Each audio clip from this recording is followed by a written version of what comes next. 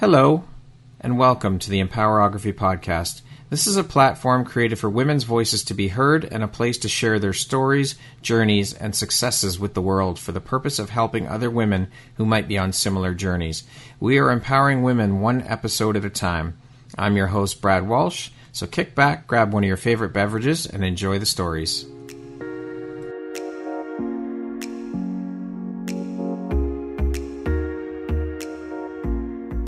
If you're looking for jewelry that makes an impact on your self-care routine and your style, Empowerography would love to offer you a discount code to one of our exclusive partners, Quartz and Canary Jewelry and Wellness Company. Please use code EMPOWER15 to receive 15% off upon checkout at www.quartzandcanary.com. Quartz and Canary is truly the place where spirituality meets style. Hello there, Brad Walsh here, your host of the Empowerography Podcast. Today, my guest is Amy Ledin. She is a wellness and mindset coach based in Florida. How are you doing today, Amy? Good. How are you doing? I'm doing very well, thank you. I just want to start by saying thank you so very much for taking the time to be here today and share a bit about your story and your journey with us here on the Empowerography Podcast. I'm grateful to have you here and I appreciate you. Well, thank you for having me. I love how we both had the same, idea when we connected on social media, checking each other out. Yeah. So, Amy, you're considered an industry leader who focuses on the female forever transformation. You are the co-owner of Lean Bodies Consulting and Amy Ledin Fitness, also the host of the podcast Effort. And you're, as I mentioned, a wellness and mindset coach. How long have you been working with and helping and focusing on the female forever transformation? Oh, gosh. Well, so we have been doing this, my husband and I, for, my husband's 17 years online, like before there really was anything online. And for me now, I think I'm going into year 13. Before really Facebook was around, it started in a gym, and then realizing that online, you could find more like-minded people, your person that's really like that you're trying to change, right? Yeah. So you're a really busy woman. Obviously, you're running two businesses, the podcast, the coaching. Can you speak to us a bit about how you balance and prioritize your time? Well, I'm a psycho about just time. I am. I say that because you have to be really crazy about time management simply because, you're not going to get more of it. And, I have 5 kids. So I also want to be really present for them. And a few years ago, my husband and I actually paid $5,000 to spend with a guy for one day. And he basically helped us outline what we call our perfect day. And we have, time blocking and, just really militant about those types of things. And then, always I have what's called a daily agreement card that I follow every day. And every day I have something on there that I consider a growth agreement. So I'm learning to, one, balance my time, but also prioritize always moving the needle, because it's hard as an entrepreneur to actually do that when you constantly have things you should be doing, right? Right, for sure. Can you speak to us a little bit about each of your businesses? Yeah. So Lean Bodies Consulting, we're an online consulting, fat loss, wellness, I'd say more physique development coaching. When we started, when my husband actually started, it was, contest prep. We did contest prep for years. And then about 5 years ago, we completely pivoted and realized that we no longer really wanted to work with the person that was just with the end destination, because those people aren't usually successful. And so we really switched more to that forever. You've got to learn how to behave on the other side of fat loss, because a lot of us can commit to things, say for, 12 weeks or whatever. Right. And so it's more for the, Lean Bodies Consulting is more, our tagline is look like you train. You actually want to have some muscle development. This is the more intermediate person. They're already going to the gym.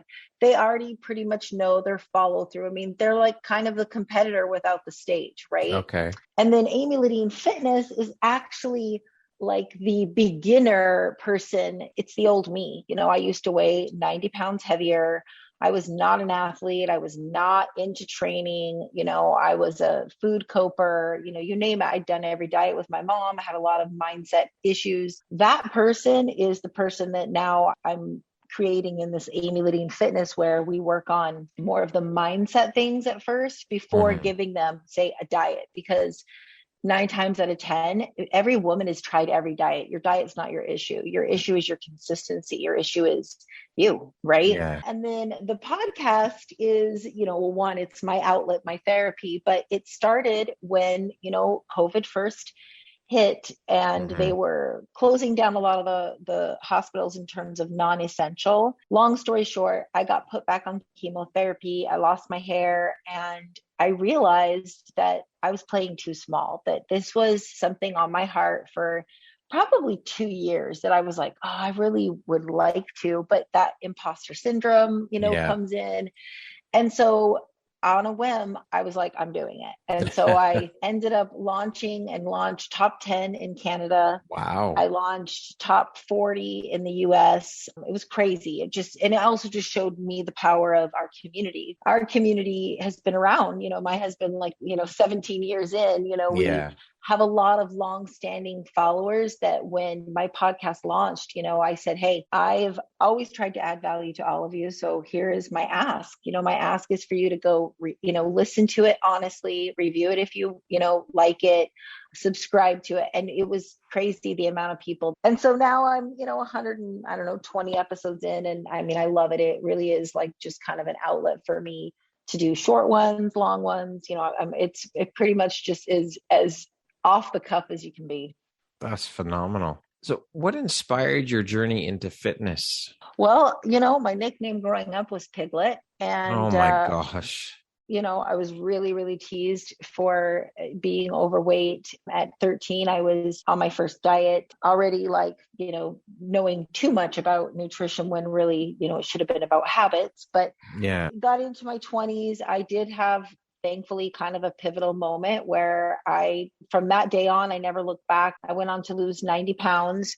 And then that, of course, got me in a gym setting. I started substitute teaching in the aerobics room. And then that turned into personal training. And then that turned into, I used to do these small teacher groups where I would also help them with nutrition. And then I realized, because they'd have friends that are teachers at other schools, and they're like, oh, well, we want to do this. And that's kind of where I was like, how can I do this not all in person? I mean, I can still get them to do the workouts. They're already committed, and then it just led from there. So it truly was just my own passion, and my own area that I solved a problem in for myself. Right. Why did you decide to focus your energy and business on helping to empower women through fitness and consulting? Well, because I truly believe that transformation does not happen in isolation. So let's say that you level up your money management and you just completely flip it and start saving stuff.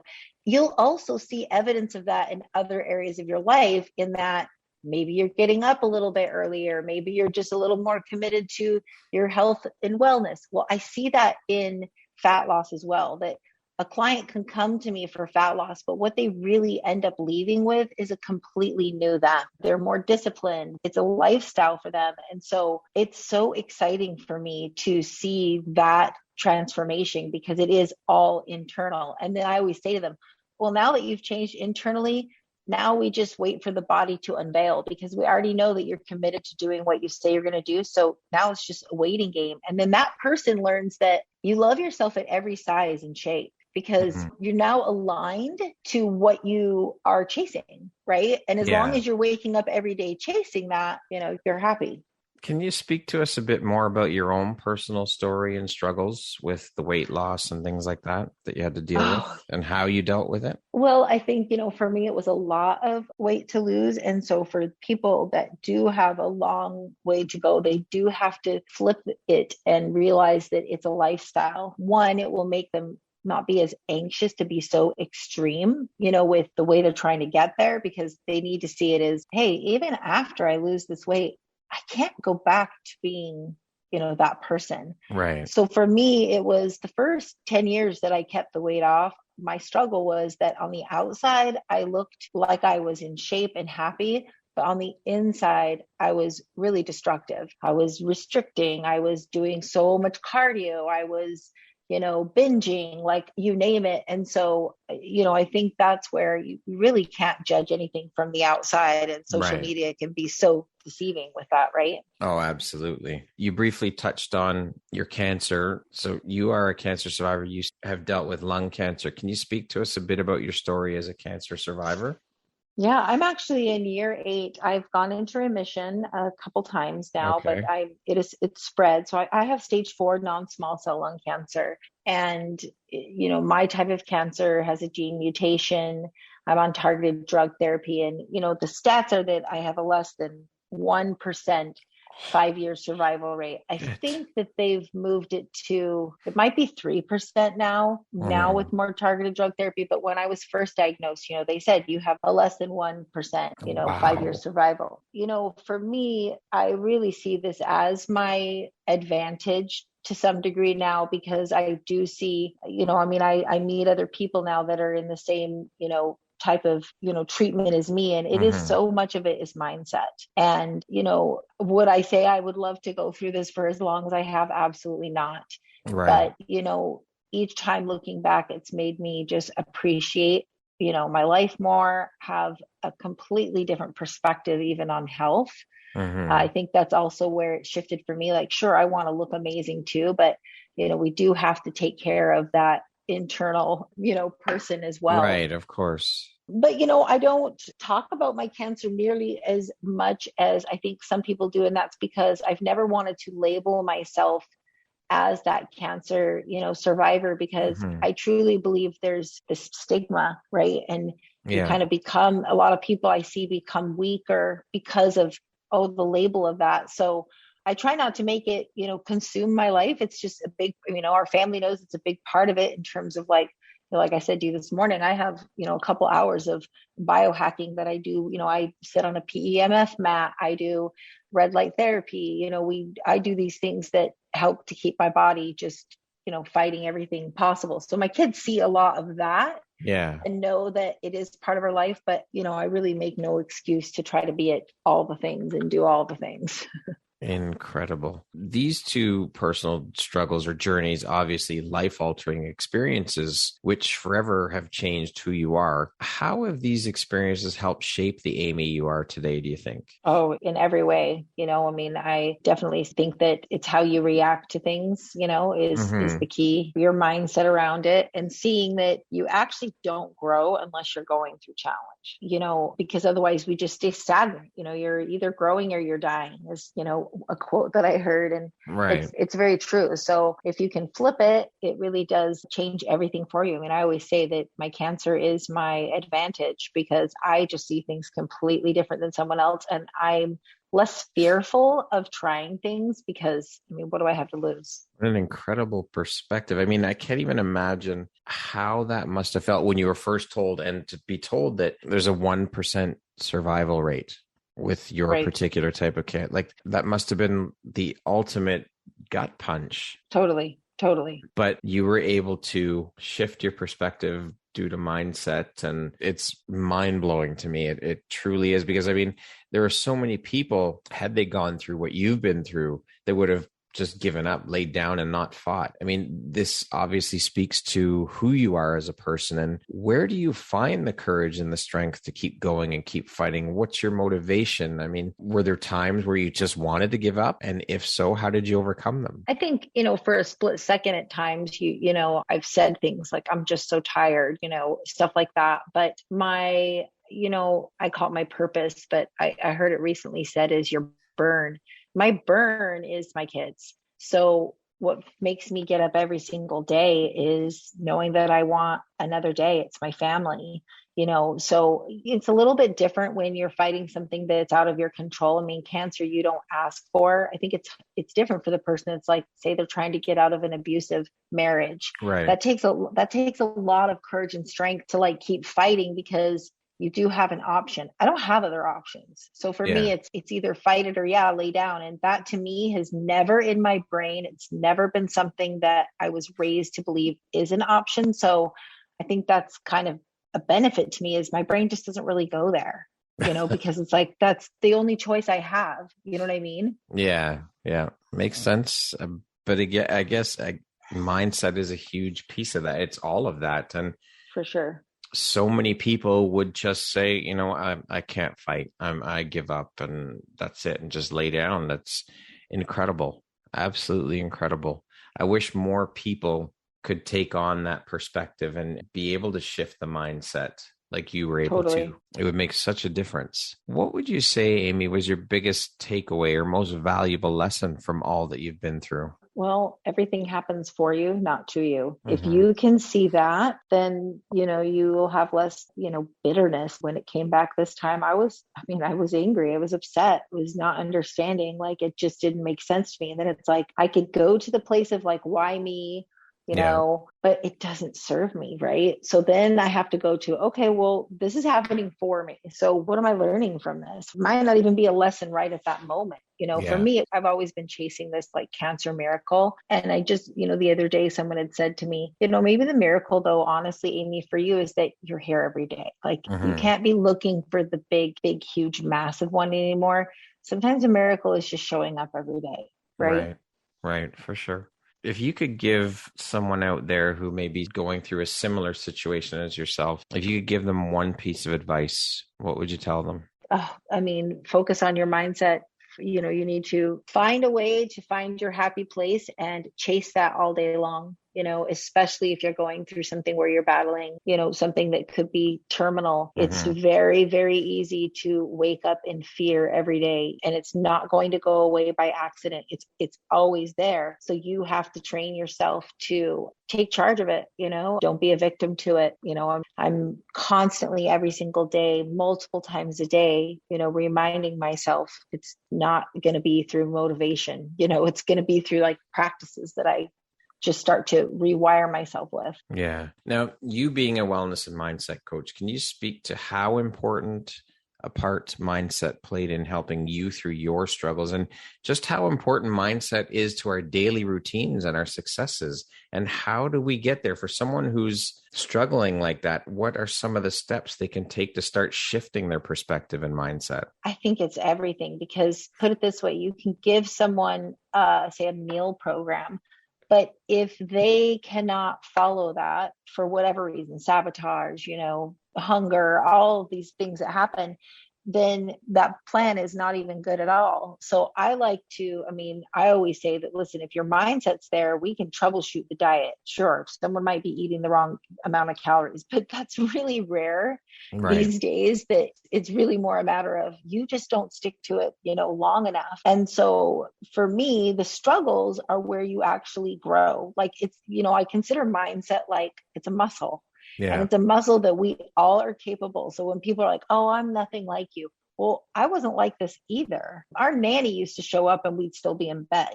This is for the person like, my podcast. I'm like, you're not just chasing like an average you're chasing to be a savage. Like you want to be a badass, And so if you're wanting to be a badass, your daily routines are really what make you successful. It's because then I don't have to think about all of those habitual things, and I can then focus on chasing my dreams. People that don't have any routine, they're constantly, what am I doing next? What do I have next? My day is predictable. Right. And predictability is reliability. It's what keeps someone going. For me, what really helped play an important role is what I call the daily agreements. I have 4 daily agreements that I write down the night before. And my goal every day is under no circumstances to break those promises, because it's not about the promise. It's about you keeping your word to yourself, because when you keep your word to yourself consistently, that's what makes you feel like a badass. Is because then, when you start to go chasing the big dream, you'll actually get there because you do what you say you're going to do. What happens with most people, they don't invest in the coaching. They don't invest in, because deep down, they don't think they'll do it. And that's why, like, when I get on a call with someone that's potentially hiring me, I'm like, listen, I better hear an all in from you, because if you have hesitation, I already know this isn't going to work. You're going to sabotage yourself. You know what I mean? You're not going to do the work, and it's just really wasting their money and their time. Absolutely. And your time. Yep. Yeah. So it is. Mindset is truly everything. If you don't have a coach that's focusing on mindset along with of course, you got to have the strategy. The science matters, the math matters. Yeah. But if I see someone constantly not being able to stick to it and blow it every weekend, well, the plan it's irrelevant. Yeah. Yeah. It's a waste, complete waste. Yep. So I'm going to assume here that in your line of work, you're obviously probably quite a big advocate of self-love and body acceptance, women's empowerment. Can you speak a little bit about what those things mean to you on a personal level? Oh, I think it's so important because I think that for years, I thought that getting to a certain size or shape would make me happy. And I ended up getting, I went from 230 to clear down to 116 pounds. I looked sickly and I was miserable. I was probably the most unhappy that I'd ever been. And so it really made me start to see, one, that the outside of you is really irrelevant. It's more, body positivity and self-love. It's about you being aligned. When you close your eyes, are you looking like the person that you envisioned? That's what we're all chasing. That's why when I meet someone that say they're full figured and they are just strutting their stuff, I love that because that means that person, she's legit like aligned to where she thinks she should be. Yeah. So it's so important because you will never hate your way into a better body. You have to love yourself from the place you are and see that loving yourself is shown through going to the gym, through eating healthy, right? But if you're doing it out of punishment, it's never lasting. You see those same people gain and lose the same 10 pounds because they hate themselves. Right. Well, self and self-love, that's the foundation for absolutely everything. Everything starts there. Absolutely everything. Mindset, all of it. It all starts within us. As they say, what do they say? Happiness is an inside job, right? Yep. So speaking of empowerment, what does that word mean to you? I think it's, the daily chase of getting to a place of high confidence, high self-esteem. Why is this mission of helping women build self-confidence so personally important to you? Because I think there are too many people social media is so deceiving. I meet more women that just hate on themselves and speak so negatively of themselves that this is then what they're passing on to their daughters and to their daughters. And our motto in our house is behaviors are caught, not taught. You got to be the example. So for me, it's like, I want these women to build their confidence so that they are modeling that for their children. I love it. Now, you briefly touched on your podcast. The podcast is called F It. Can you talk to us a bit more about that and why you decided to launch? And where can people check it out? Where can they listen? The timing was, like I said, hey, COVID hit and it was something that was heavy on my heart to do. So I was like, I've been wanting to, but I've been too afraid of failing. And, it stands for faith, family, forgiveness, food, fitness, and formula. So my mission is I do 4 podcasts a week, sometimes 3, but typically 4, where I do what's called software updates. They're only 5 minutes long and they are reminders for you. They're things that are going to help change the patterning in your brain. And once a week is not enough. It's kind of like people that go to church on Sunday and then for the rest of the week, they need more of a renewing of their mind. And that's not a bad thing. It just means that you're so far, say, from your goal that if you're chasing your best self, you need to be immersed in it, right? So with the podcast, and then I do, of course, interviews with people that I feel will help my audience, chase their best self or hear someone else's perspective, but you can find it on all platforms. If you just, search F It, with Amy Ledin or just Amy Ledin, it should, pop up. Okay, perfect. Thank you. Amy, to date, what would you say is your biggest high or your greatest win? Oh, this is a tough one. I mean, if I'm looking at it from my greatest high has been every time I've been in remission just because of the odds against me. Business-wise, greatest win was probably this last year. We did a $400,000 launch. And that was just due to honestly having a long-standing audience. And I know for my husband being in this business so long, it really felt good. It felt good to see the response with that. So I would say those 2. Awesome. Congratulations on that launch. Thank you. That's huge. What do you think your unique skill set or superpower is that's helped you become so successful? Well, my husband would say it's my mindset. Yeah. But I actually think it's my positivity. I realize more and more that people that are not positive are also seeing things, in a different lens, which then doesn't allow them to be problem solvers because they just go to negativity. I am someone that I will commit to looking for a silver lining, look for sometimes it drives my kids nuts because I think they just want to just like vent, and I'm already trying to fix. So, but it is my positivity. Positivity is also, I guess you could really look at it as mindset as well. Yeah, for sure. So I guess your husband's right. You're both right. Speaking of success, Amy, how do you define the word success? What does that word mean to you? It means living aligned to chasing your goals every day. So I used to think it was when I was going to get again to a destination, but it's not. It's actually, I feel my best and I feel the most successful when I am doing what I say I'm going to do and chasing it. Because there's a lot of times I don't hit the goals that, I mean, I chase some big goals, but I realized through it, it's not even about getting to the big goal. I've had all of the material things in the world, but it's the chase is what I love. What would you say is one of the most important things you've learned in your life? What was your life like before learning it? And what was your life like after learning it? Oh, that you got to be able to work hard. I grew up in a farming community. And so I would say me and my 4 brothers would all say that the one blessing, we wouldn't see it as a blessing as kids, but the blessing was that we learned to freaking work hard. I mean, really hard. And all of us still have that work ethic where I think it's important in business to be able to get in and get quote unquote dirty with things and be able to be resourceful. I mean, when I wasn't making a lot of money, like I started a boot camp facility in under $5,000. We built every box for box jumping or jump box or whatever. We built all of them at the time because, it was a way to save money, and I epoxied my own floor, so learning that and learning to see that your, hard work will always, it just will always win. Over talent, because then it's just changed everything for me, because I don't see the hard work anymore as like a frustrating thing. I lean into it knowing that on the other side I'm going to feel good. I think that when people look at it that way, when people look at it as, oh man, that's going to be such hard work, that's part of the reason why they don't do it, because they don't want to put in the hard work. They're scared of hard work, or whatever the case may be. They're lazy, whatever it is. Yep. You just have to buckle down, jump in and do it. If you want to get anywhere, you got to put in the work. Exactly. What's your personal motto, Amy? Mine is, I didn't come this far to only come this far. I've got that up in my... I love that. Yeah. If you could set up a billboard anywhere, where would you put it and what would it say? Probably just anywhere in a big city, saying that behaviors are caught, not taught.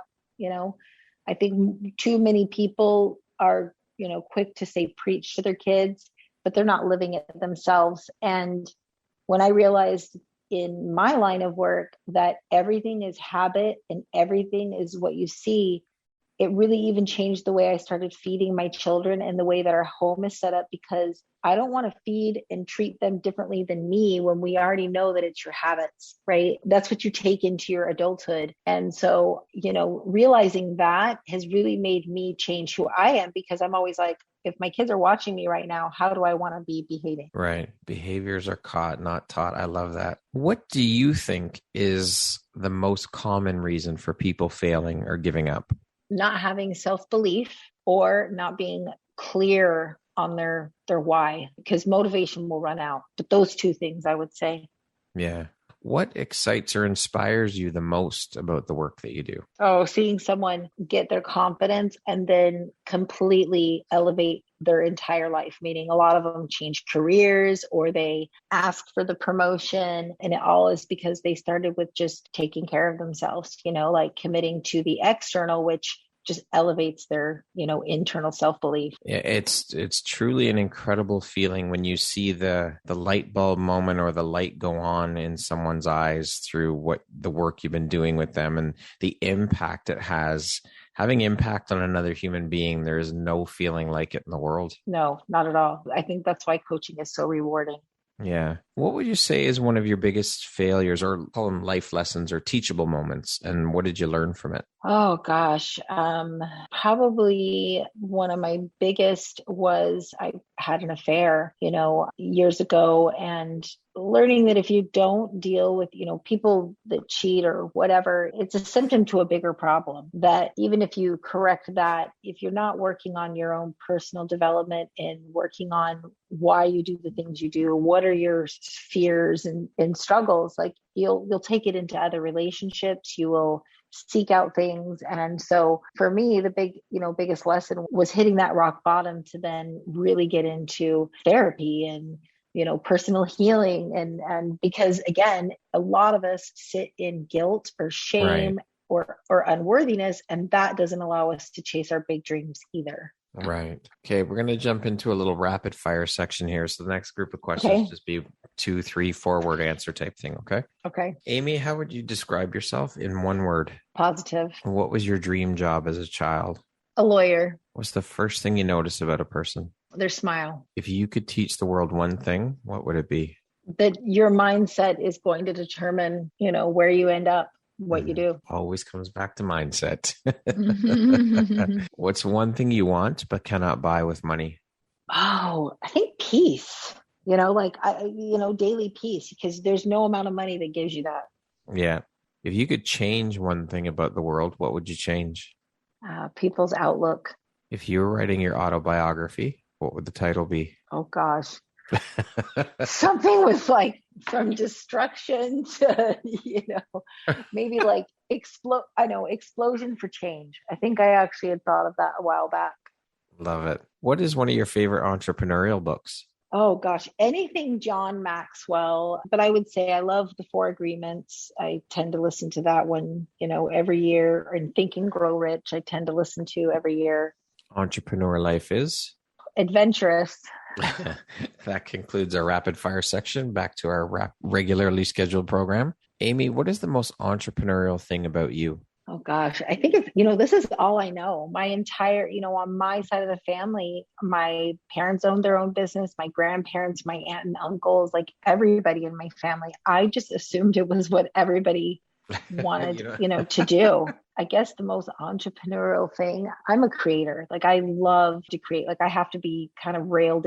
People say, okay, no more ideas right now, because I'm an idea generator. Right. What would you say are the top 3 skills needed to be a successful entrepreneur? Not afraid to fail, hardworking, and high self-belief. That one I would say is one of the most important ones, the self-belief for sure. Yeah. What led to your greatest accomplishment? Oh, hard work, always adding value. I think in business wise, that came from just truly adding value for so many years. What is one thing you wish you had known when you started your career or entrepreneurial journey? There's no 2 days alike. And this freedom that people tell you about, you're actually, I think, even more committed than the 9-to-5 person, because you never leave your business. Yeah, I've thought I've only been in the entrepreneurial world for 4 years now. And I would have to say that owning your own business is like having 3 full-time 9-to-5 jobs. Yes.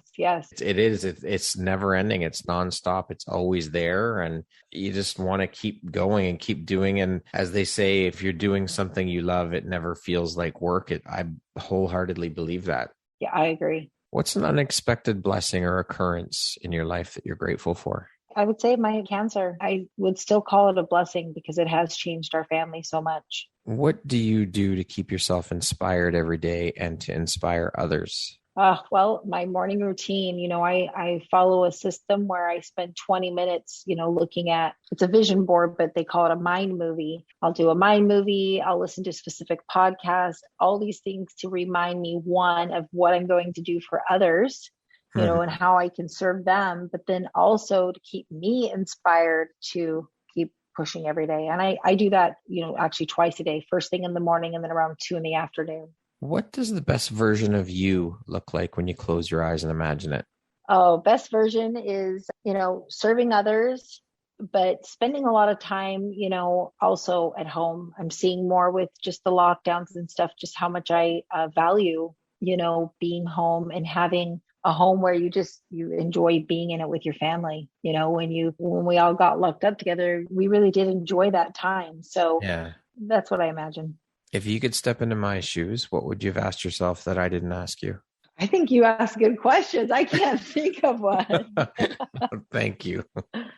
Amy, if you could go back and give your younger self one piece of advice, what would that piece of advice be? Don't see failure as the end all be all. See failing as a lesson and be quick to get back up. Lastly, if you were to deliver your last 30-second speech to the world, what would that last 30 seconds sound like? What would you say?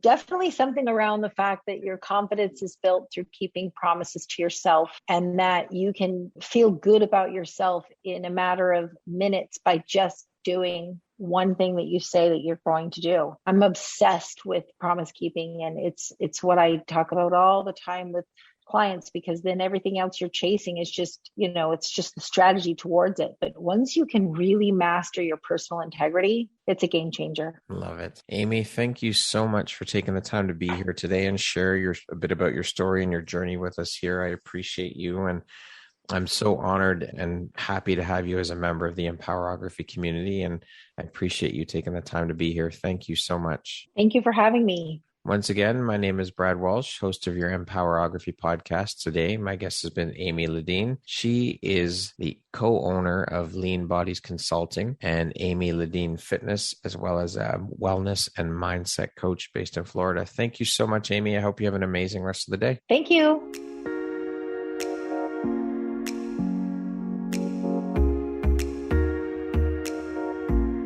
Thank you very much for listening to this podcast. If you haven't yet, please be sure to subscribe, rate, review, and share with all your friends. You can find me at visuphoria.ca and follow me on Instagram at Empowerography Podcast and on Facebook at Empowerography. Please join me next time for another inspirational story from yet another amazing woman.